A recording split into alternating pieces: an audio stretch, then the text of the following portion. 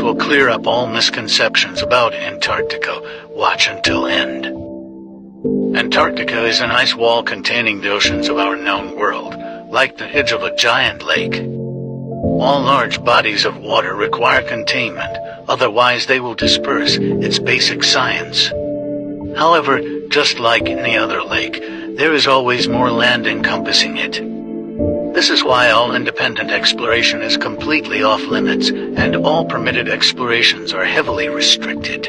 They don't want anybody leaving this giant tax plantation. That's why they pretend resources are scarce and keep us imprisoned with the Antarctic Treaty. Why else would all the countries who've signed the treaty be fighting each other over resources but agree to protect them in Antarctica? You have to pay a lot to apply for a permit just to visit a restricted, guided, and designated area.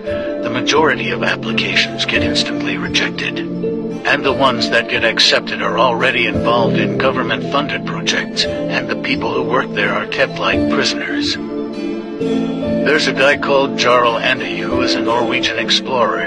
He's been there a few times without permission, but has been caught by the military and escorted back every time. He mysteriously lost crew members and his boat one time, and the military will not release the radio conversations between them and Jarl's crew.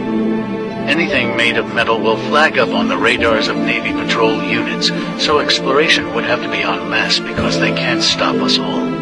There will be many more stories like Jarl Andi, but most will not have lived to tell the tale, and those that did were probably silenced. I'm going to show you a piece of the 200-foot ice wall that's broken off and drifted out to sea. You're going to want to see this.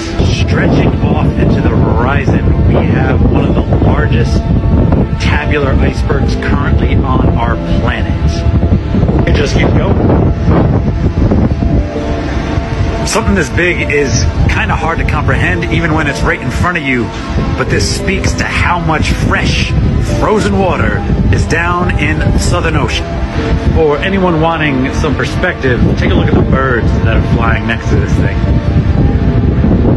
It's probably about 200 feet high, and that's just about 15% of what's sticking out of the water. The rest is down below, like an ice wall, drifting through the ocean, currently heading east toward the South Orkney Islands.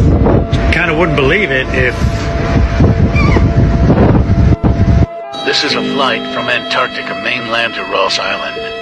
The 777th Masonic Lodge was established in Antarctica by Admiral Byrd, a secret sacred land hidden by a secret but not so sacred society.